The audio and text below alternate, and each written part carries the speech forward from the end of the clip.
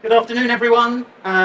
Welcome to this last session of day one in the Decarbonising workshop room, where we're going to be talking about decarbonising the supply chain. My name is Simon Hefner. I'm the co-founder of Net Zero Now, and we're here to talk about this thorny subject of Scope 3 emissions. Very timely discussion.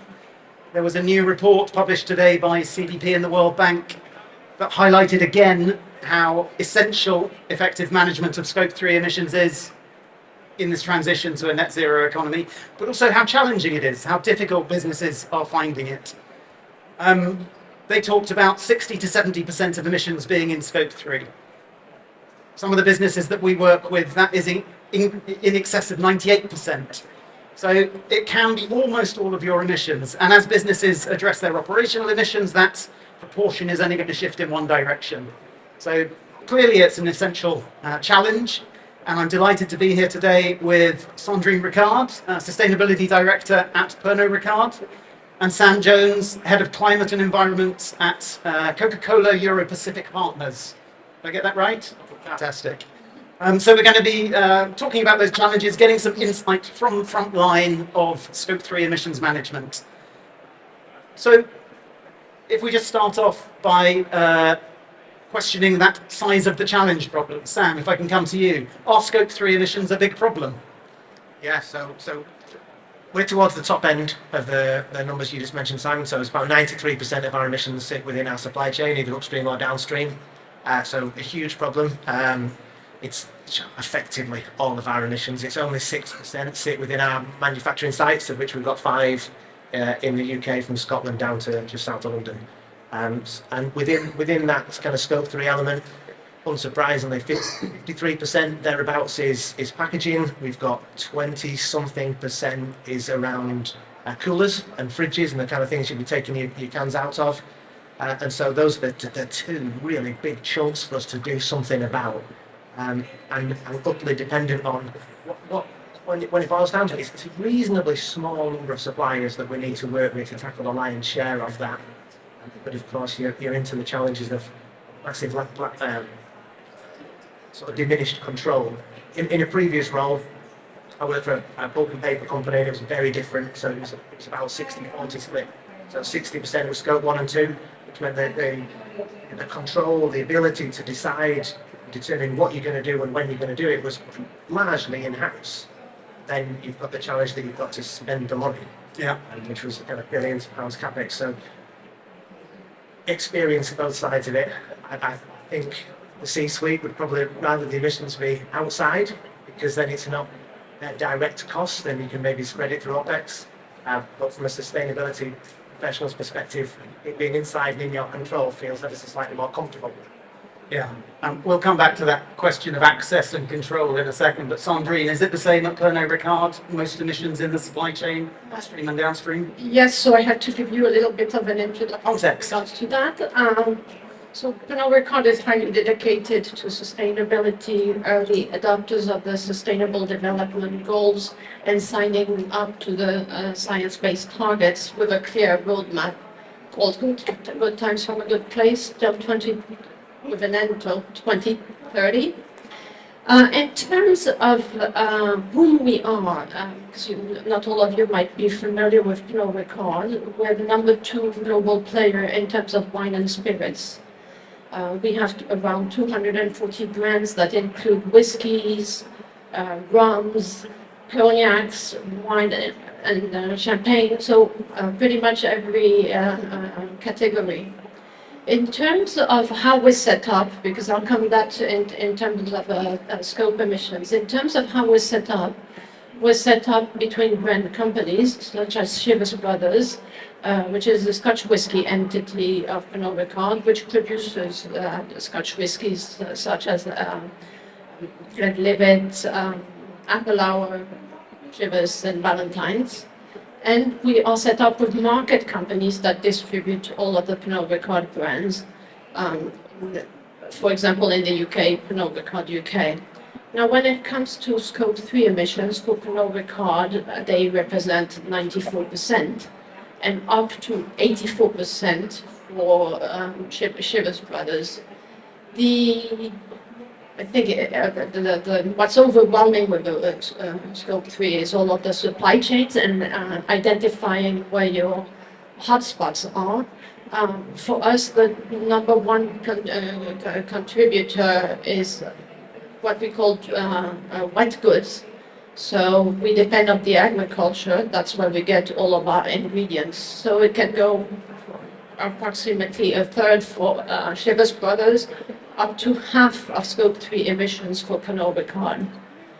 Whereas the number 2 category would be what we consider dry goods, so packaging, and up to 80% of that is glass. And the third hotspot would be transport. Okay.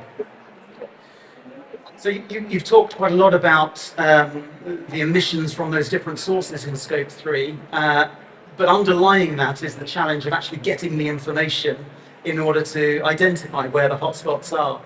Can you tell us a little bit about the journey that you've been on in order to get that data and whether that's improved over time? Because what we hear from a lot of people is that they move from a generic approach to a more specific approach over time.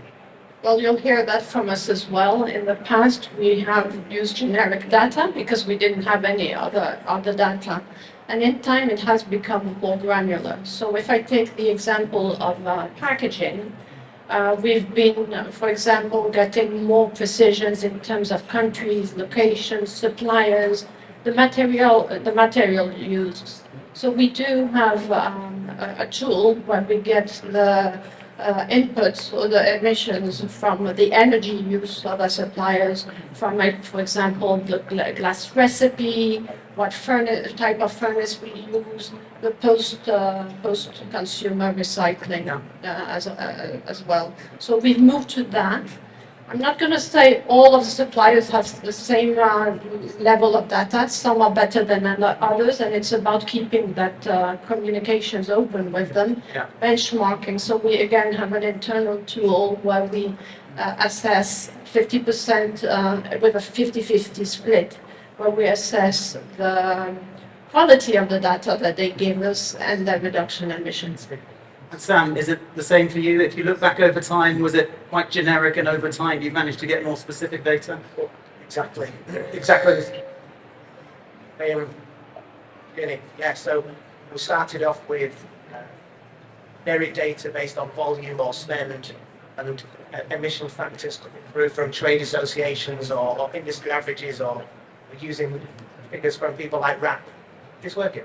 It's not brilliantly. Is that better? I think you might need to turn it on. Is that better?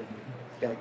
Yes. So using spend data or volume data and as the part of the calculation, and then with the other half using emissions factors through from trade associations or from the likes of RAP or Recoup or somebody kind of third party and reputable. We could make the calculation then as to what our scope 3 emissions were.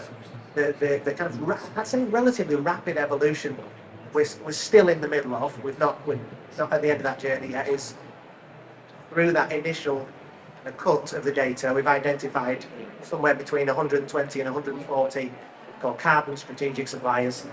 So it's on an 80-20 basis, different categories. We're working with them specifically to more specifically to more granular data on the spend and the volume and exactly what we buy and where we buy it from. And then driving the sustainability without an acronym, would it? So SSEFs, because supplier specific emissions factors. So working really hard with them to get a specific data point for a specific SKU or a specific product in a specific country from a specific site, so that we can be much more detailed and deep around what our emissions are, where they're coming from, and then into conversations around and suppliers for lower emissions factors. That one should we be rewarding that contractually and that sort of stuff. Yeah. There's a lot of people here today who are offering tech solutions to managing this challenge. Do you think that there's a role for technology in both managing the data and accessing it in the first place and making estimations where necessary? Yes. Yes. Are you at Coca-Cola using a platform, a generic platform, or are you using your own in-house? We're using our own in-house things at the moment. Going back to a previous life, when I was asked to submit a lot of this data to some of the bigger brands, and give my head what you had. So a certain brand would use this platform, a certain brand would use that platform, slightly different cuts of the data, slightly different ways of doing it. There are now emerging, I think, some quite good platforms. Multiple brands, multiple retailers are starting to use to consolidate and say, let's have the same types of data, same metrics, same time frames, once a year. Yeah. Massively reduces the reporting.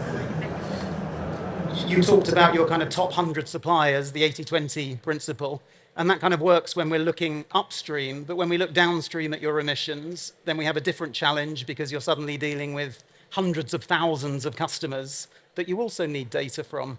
And I think this also applies to Pernod Ricard. What are the different challenges there, and how do you address that data access challenge? But that's a lot harder. Say go from 100 and something to 100,000 and something, and like lots of the people in the room, I'm sure, we don't sell our products directly. We rely on individual takeaway outlets, restaurants, cafes, retail supermarket chains. So that is an almost impossible task to get hold of that data. So at that point, we are still using industry averages, spotty data from the waste limit. There's a big area for improvement. And just out of interest, what's the balance between the upstream and the downstream in terms of proportion of emissions? Just off the top of your head. It's about 2/3 to 1/3. Okay. So we've got agricultural supply chains and things upstream, and then the downstream is, there's obviously emissions there because of things like waste recycling, but it's not as far as upstream. Okay. So we talked about the challenge of collecting the data, which it sounds like there is progress, but it's still a work in progress. I guess the other side is the action that you can take with your value chain in order to reduce emissions. And the link between that is targets. So I just wanted to spend a moment on targets. We've had SBTI turn up as the kind of global best practice standard for targets, and everyone's aligned around that. It feels as though in the last 6 months there's been a bit of a moving of the goalposts with the introduction of flag targets for agricultural supply chain businesses. I wondered where you are with that, what your thoughts are. Was that slightly annoying? What are your thoughts? Sandrine? Well, it does, in regards to the flag targets, it does. So we mentioned for Pernod Ricard that we have a significant amount of our emissions upstream. So this is key that we address that issue. The fact that, so the flag targets, for those who don't know, are about land usage and pretty much agriculture. So it's how do we deal with our farmers, for example, in terms of decarbonizing their farms. And most of the carbon comes from use of fertilizers. So it's how do we reduce the fertilizer use? And how can we find solutions such as carbon storage? So it's working with them. And we have a performance reporting approach where we, again, work with them, collaborate with them, offer support wherever it is that we can in terms of making progress in that area. Okay. So work in progress on flag targets. Definitely a big one. So it is annoying in that sense. So you get your leadership team to a place where they know what the target is, they just about understand SBTI, then another fallout put in at the end of it, and they kind of have to re-educate their carbon literacy again. It's challenging. I think we're going to see more and more. SBTI, flag, NFD, we've got science-based tax for nature, science-based tax for water won't be far away. I think the direction of having science-based targets on all of these topics is absolutely spot on. Kind of remove any layer of ambiguity around what targets should you set. Is each company doing a share? I think the director is absolutely bang on. The difficulty, I think, is around that constant re-education of internal stakeholders. we're a working organisation, we've got a decent sustainability team, but as soon as you go into Scope 3, we deal with some very big suppliers as well. As it goes further and further out to the tier 3, much smaller, they haven't got the same resources, it's better getting them in support, bring them with you, because it comes really tough. My concern with all these things is that you end up with sustainability teams that are daughters to know. It's change agents or doers or whatever. To spend all the time doing returns and DGS returns and TNFD and TCFD and all these things. Don't actually have any time to change their businesses. Yeah. And do you have a solution to this acronym soup and this kind of constant push towards more and more reporting and more disclosure? How can we evolve that? Is there a consolidated target that we should be going for, or is it just something we have to deal with? I think it would be nice if some of the ESG assessments kind of consolidated. Yeah. But people can do that themselves internally, right? They can go to their shareholders or their owners or their banks or whatever and say, well, which one to report to you, which ones do you match to? You don't need to do all of them. I think there is a potential to an extent. You can pick the ones that matter. And the thing that advice to people tackling this is don't let leaders use the reporting as an excuse not to act. Yeah. The data is good enough, the elections are clear enough, that you can still determine action by holding if the data is emerging. If we're all eating to the data, it needs it to be perfect, the targets to be perfect before we do anything, then we feel like and we're all, in some sense, reliant on data from other people in our value chain. Whether they're customers or suppliers. I wondered if you've been asked yet by customers or suppliers for your data so that they can include it in their footprint. Is that starting to happen as well? And does that drive more progress in collecting this information? Are you talking about reverse? Yeah. Are you being asked by your customers or by your suppliers for the impact that you have, that they have to account for in their carbon footprint? I think it's only normal if we want to get a house in order to be transparent and supply that type of data that they would request. And if I take the example, for example, of the new schemes that will be coming up in terms of deposit schemes and extended producer responsibility, those customers that we have will need that data from us as well. Will need to collect that data from us. We'll need to provide it to them because they will have that compliance issue to deal with as well. Yes. Certainly from the grocery side, the retailers, all got their own big ambitions and sustainability targets. They what we call the away from home to the hospitality and on the go, slightly less so, but certainly for retail. Yeah, we're starting to see more and more supplier contracts being written that have a mandatory disclosure requirement in them. And also customer contracts, so the other side of the coin as well.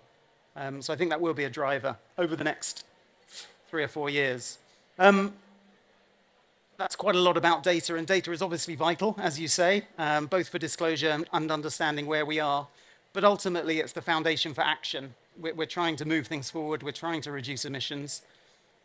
Again, the challenge with Scope 3 emissions is that we don't have direct influence. So what are the lessons that you've learned about how we can start to engage with our value chain in order to not just get the information, but start to reduce emissions as well? Sandrine. So supplier engagement. Yeah. I'd say it's in 4 steps. We need to take 4 steps. So it's be clear from the onset of what you're asking for out of the suppliers. So it's how do you onboard your suppliers? Make sure that they realize what your responsible procurement principles are. In our case, we have it as part of the contracts that we sign as well. They also go through a platform that we have called Partner Up, where they answer questionnaires about how about their sustainability credentials. And then it's not about reinventing the wheel, but using a platform like EcoVadis, which a variety of industries uses. So we're not asking each supplier to fill again and again different forms, but using that platform in regards to their sustainability credentials. Then, if we see that there are some risky supplier situation through a SMETA audit, we will put corrective actions in place to ensure that they on the journey with us.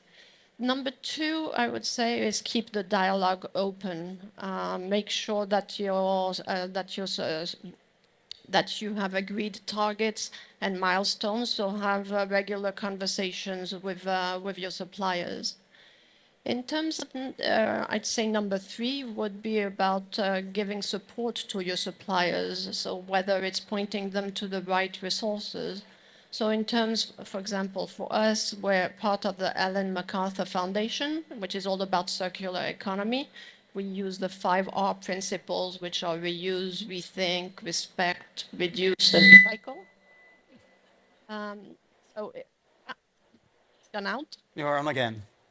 Okay, so using the 5R principles with the Ellen MacArthur Foundations, it's also, for example, partnering with your supplier to find solutions. So we've got, for example, Absolute that partnered with RDOG to have a less energy raw furnace. Or Pernod Ricard partnering up with Glass of the Future to talk about revolutionize the manufacturing of glass, which we all know is also energivore.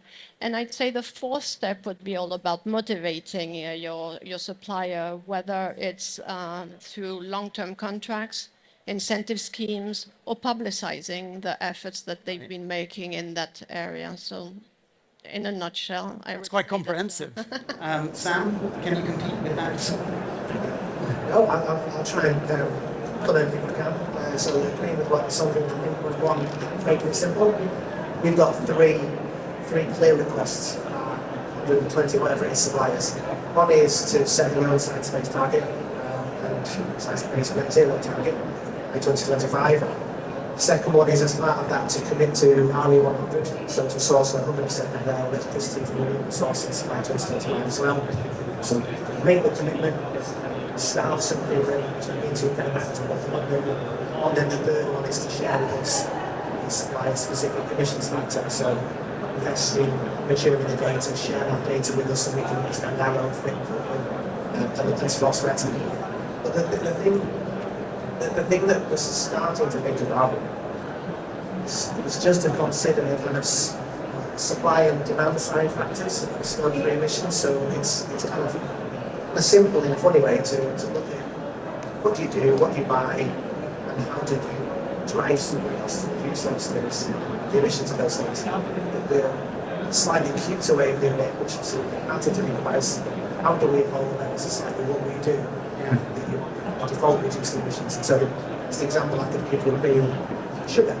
So it's a mixture of low and non-sugar drinks. If we were to shift our mix slightly towards more kind of diet and zero drinks, then with less sugar, sugar's pretty serious from a Scope 3 perspective, it's very serious from a flight perspective. We could reduce our emissions actually, not by committing anything other than encouraging people to buy for drinks. Right. Interesting. So the three supplier side elements you mentioned there feel quite stick rather than carrot. And I wonder what the role of collaboration is in this engagement with suppliers. It's one thing to tell them to do something and hope that they do it, but it feels like alongside that there's an opportunity to actually be a bit more collaborative and innovative with them in trying to change the things that they're doing so that you can reduce your emissions. Is that going on as well alongside the carrot approach, the stick approach? Yes, Yeah. I think it's probably the next level on. Once you know a supplier or partner has got the same ambition with you and you start to look at a transition plan, your transition plan, you can start to have really good conversations. There are a handful of suppliers I can't name those conversations are happening around sweet spots, plants that will align together with kind of co-dependency almost. AVs on recycling infrastructures downstream, so absolutely those things are starting to evolve together. And so, Dream? Yes, absolutely. Being collaborative, transparent, collective action is also important to make a big change. So in our case, with the Scotch Whisky Association, for example, because at the end of the day, for example, for going back to agriculture, we're all working with the same farmers, and all of us going with different standards might appear difficult. So how do we get that collective action? So working with trade bodies to ensure that we have the same standards. In the case of agriculture, having, for example, Scottish quality cereal as a standard that we all meet. And I was reading about eco spirits as a initiative that Pernod have been investing in, or? So yes, we piloted eco spirits in Singapore. It's pretty much a refillable container that's used on the on-trade primarily. So it's refilled, cleaned, refilled, and used locally. So there's no need for producing more bottles on the market. So we've just put a stake in eco spirits and plan to bring this to other markets as well. So that reusable packaging thing is starting to happen in the spirits world. I imagine in FMCG it's a little bit more challenging. Just keep saying yes. Challenging, but definitely been explored. So we've done a number of refill trials. We've got something that should go next week.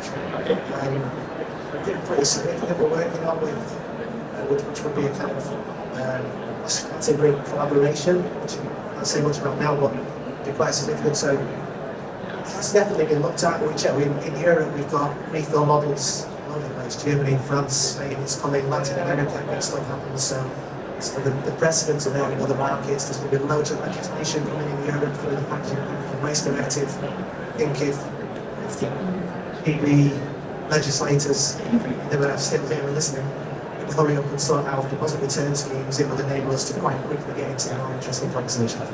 I was just about to come on to policy and what the role of policy is in this Scope 3 challenge.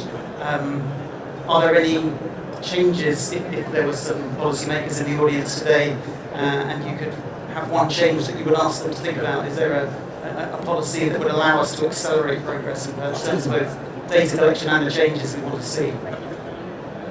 Well, the big one for us is return schemes. Yeah. So one of the big factors on our downstream Scope 3 is recycling rates, and there is big poor awareness about what can and can't be recycled. With a lot of surveys and student unions this week, last Freshers Week, September, October time, and we kind of would instinctively think that kind of 18 to 25-year-old audience would be really good at knowing what can and can't be recycled. 47% of them knew could recycle a plastic bottle. There's some pretty serious barriers to overcome from that perspective. Deposit return schemes, again, very well established in Northern Europe, Germany as well, Latvia now. Help us to solve that problem by incentivising people to take back things for a small deposit that they initially pay. And big problems in Scotland, whether England and Wales are not having the time frame is meant to happen as anyone's guess right now, but if we could accelerate that, if we could land that, if we could make it happen, that would be amazing. And DEFRA have intimated recent consultation responses that they might look at for legislation in due course, as Europe has. That would be a really interesting conversation to be part of. I'd say 3 words for that policy. 1, it needs to be simple. Second, it needs to be a coordinated approach. As you mentioned, for the deposit return scheme, we have 4 countries within the UK that have different implementations times, that have different ways of implementing it. So coordination between the countries would definitely be helpful. And then third is collaborations. So it's working with the industry in making it happen. So, and working together, we're stronger together and making that journey together. Yeah. If we take the Scope 3 footprint as a whole and we look out over the next 5, 10 years, where are the short-term opportunities where you see the potential for the business to actually make an impact? And then where are the longer-term sticky challenges where it's going to take something more fundamental to actually make a difference? Because I know businesses are doing this modeling exercise to understand what they need to do in order to achieve their targets. And it's always uh, illustrative to understand where they see the quick wins and where the longer term problems are so that the innovators in the room can start to think about how they can help you with those longer term challenges. Question. So immediate opportunities, I think, if I pick out some of the hotspots in our emissions, so in GB we've got I think it's about 150, 160,000 brewers in the market. So the International Energy Agency's predictions of the greening over the next few years are reasonably optimistic. I think to accelerate that would be amazing because you would quite quickly see emissions associated with those chemicals drop off. The constant continued investment in the energy efficiency of those, but that will only get us so far. Something more transformational. So that would be a big one. And then from that 53% of our emissions in GB from packaging, focus working with our packaging suppliers to see which materials have got the greatest scope to decarbonise fastest over the next maybe 5-10 years. And you talked a little bit about our internet sleep before, Simon. Looking at what our commercial plans are for the next few years to kind of reward the materials that are invested in decarbonisation and incentivise and provide the scope 3 carbon that will help us so we kind of put the commercial next to the carbon and try and make a balanced judgment. Okay. I'd say it's going back to our 3 hotspots that I mentioned earlier. So regenerative agriculture, but that's not something that's going to be solutioned by tomorrow. So it's more of a longer term project. In terms of packaging, would be the second one. Yes, if we have the right technology, that could be some quick wins in that area. And the third area is about transport, one that we're big work in progress at the moment, but transport is a big one as well. That feels like something that might happen a bit sooner. There's a bit of momentum in decarbonising transport at the moment. But it's all about data collection as well and knowing where you stand and what you're going to do about it. Okay. Transport's a really interesting one because we've done a lot recently to move out. So work with our hauliers, collaboration and all those things. Move from diesel to vegetable oils, whether it's hydro, HVO. So to move on to vegetable oils, 90% carbon saving, really significant for us. And it's a kind of no-brainer because you can put HBO and diesel truck that they're going to come next to moving over negligible. But there's a real nervousness because people think, well, what's going to happen? Is it going to be electric HGVs, which are all over the telly, or is it going to be hydrogen HGVs? So there's this kind of, there's a risk in transport's amazing, but in other places there's like inertia. So people are kind of waiting to see what else might come, and that's a big risk to the net zero movement. Yeah. I'd just like to add to that one, which we just announced about 2 days ago. We're trialing an all-electric truck for a haulage of spirits. So that's something we're trialing and could be a quick win. Granted, it's one truck. We're trialing it and hope to make a bigger fleet out of it. And is that just for the last mile delivery, kind of inner city delivery? It's within Scotland because obviously you have to have, you have a 200, 300 mile autonomy, so you need to recharge. Yeah. I forgot to mention at the beginning that we're using Slido for questions. So I've noticed that no one's put any questions in the Slido, but if you would like to, it's up there. If that's too technical, then of course we can do a show of hands if anyone would like to ask any questions. Sorry, go on.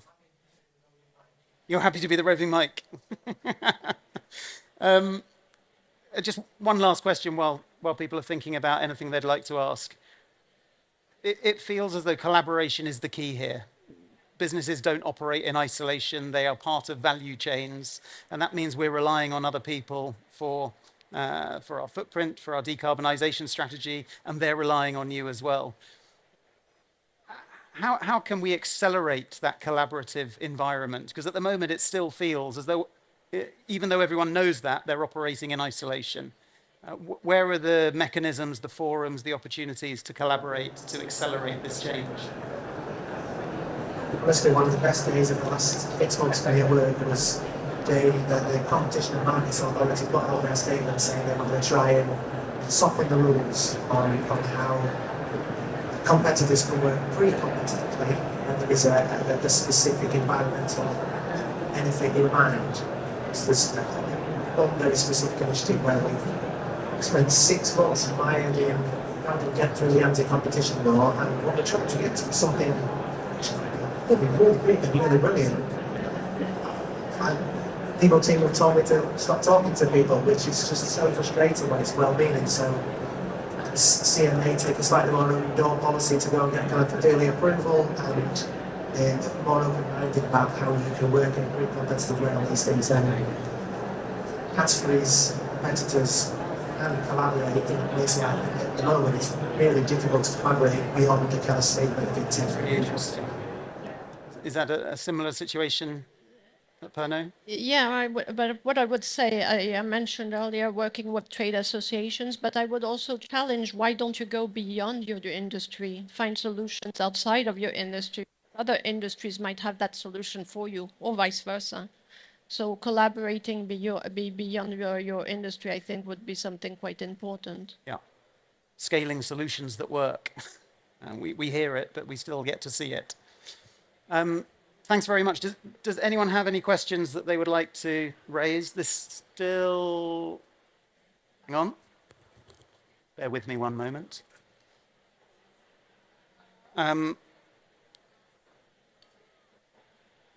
Riva, LEK, are you also engaging with suppliers on social issues in addition to emissions challenges? How do you measure impact here?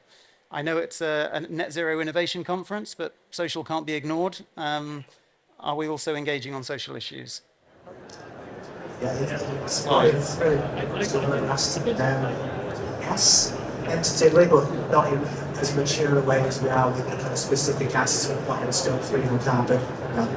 So yeah, we have codes of conduct for suppliers that are aligned with ETI-based codes and these kind of things. So we do have conversations about human rights and child labour. I'll be honest and say it's not as quantified as what we do in carbon. I would definitely say that for us, it's looking into human rights. Obviously, being based in Scotland, we think we don't have as many issues, at least for Shivers Brothers, but for our other companies in other parts of the world, this is about, again, data collection and determining where are the most risks and trying and aiming to tackle those.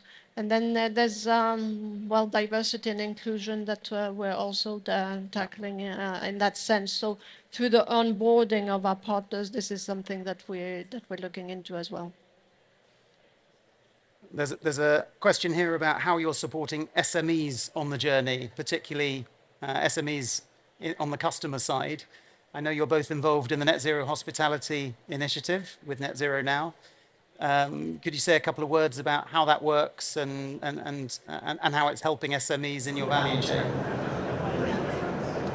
Oh, it's a great question. So working with yourself, Simon, and some of it, I know we got an initiative called Net Zero Now, which is trying to provide a easy way, if you like, easy online cloud-based portal that enables hospitality businesses, particularly for us, which is a big part of our route to market, and often a kind of small, independent, maybe 2 or 3 sites that don't have the resources, the knowledge, the expertise to invest in and really understand what Net Zero Now. Did a big survey with them 2 or 3 years ago, and they basically said, yes, we want to understand sustainability, yes, we want to know how to act, we've got a clue, so can someone help us? And so working with you guys to make this tool available, to make protocols available, so it's almost a paint by numbers approach, but as specific data as they have available, yet as targets and the roadmap as data we put in, they can start to say, well, these are the clear steps that I need to take to get to net zero, which helps us because it reduces our scope emissions at the same time, and it starts to, what Karen said, our sales team will love it because it makes carbon real. It's something we can have a genuine conversation about. Definitely, and we know there's growing expectations from customers, investors. So it's a way for them to also be able to communicate what is a credible way to be able to communicate what they're doing in that area as well. Okay. There's a great question here, and I know we're almost out of time, but do you have any advice on influencing internal stakeholders to make resource available for sustainability in the supply chain? Okay, can you just repeat the question? So it's recognizing the challenge that managing supply chain emissions is outside of the operations of the business. Any advice on how we get internal buy-in and internal resource to address that challenge, which is outside of the operations of the business? Well, first and most importantly, it's important to have the leadership clearly championing that idea. Have it perfectly integrated within your business. It's no longer nice to have. You have to think about from what we call cradle to grave. So from the very beginning of the design of your product all the way through to the consumer, or what we call from grain, the field, to the glass of the consumer. Getting our colleagues involved is for them to understand what we're talking about, so make it visual to them and what it brings to them. And I tend to say there's no difference between a colleague in the office and at home. So the new habits that they need to pick up in the office should be happening at home as well. Every little thing that we do keeps adding up. So make it relevant, visual, simple. Keep repeating the message, and I think we're in this good place at Pernod Ricard where we kept communicating to the teams, and now ideas are coming from the ground up. Great. I think it's boring, but the data is really important because if you can show where it's like the iceberg analogies in nature. You can see this because it's science and it's cars and it's lorries, but you can't see this because it's in the supply chain by some kind of interaction. I think if you can show the data, and especially if that's compelling, that it's filtering to where the emissions are, if you can then somehow cost what reducing scope 1 and 2 would be, usually quite frightening, we'll immediately get a finance director or the general manager or something to go, well, is it cheaper to address that thing? Then you've immediately got a hook, it's their idea, which always helps. Yeah. That's a little, if that helps. I can almost see you using that iceberg slide in the engagement session. Last one. There's a lot of talk about reductions in scope 3. When do we feel is the right moment to use carbon dioxide removal for emissions in scope 3 that we can't abate? So this is the dirty offsets word at the moment. At what point should a business be engaging with the voluntary carbon markets to abate emissions in scope 3 that they can't manage otherwise? It's been a great few months for offsets, hasn't it? Terrible month for offsets. SBTi helpfully lays it out pretty specifically to say that you should reduce a 90% and then really just use an offsets to mop up the rest of 10% for the difficult to abate emissions right at the end of your net zero roadmaps. That's a pretty good principle to start from. I think what's interesting is seeing that there is some kind of emerging technologies on how you can take carbon and do something with it. So not just it's not kind of slightly grey offsets. You know, we've got a division called Ventures, ECB Ventures, which is very focused on what are the technologies from 2030 to 2040 that probably haven't really got cited yet. That might disrupt or accelerate net zero journeys for us.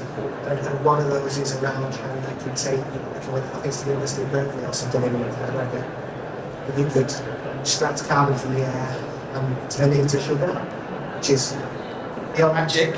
Magic, yeah, that's Harry Potter stuff. So it's those kind of things where it's air mining and it's taking the carbon out of the air, but it's doing something productive with it as opposed to offsets, which are always going to have politics. If that technology is scalable, that sounds like an amazing solution. I'd have to say for us it's a last resort. I agree we have to do the maximum and in terms of reducing our emissions. So last resort in terms of carbon offsetting. And when we do, is doing it the right way. So there are a lot of things, lots of options out there, but just planting a young tree is going to take lots of years, for example, to be able to credit that to carbon offsetting. So choosing the right projects is going to be key. Thank you. Thank you very much. It's 5:01. We're bang on time. There might still be some sustainable serve cocktails down at the far end of the hall on the Net Zero Now stand. Some nice margaritas if anyone would like one. But otherwise, thanks very much for coming. Thank you very much to Sandrine and to Sam for sharing their experience. And I hope to see you all again tomorrow. Thank you.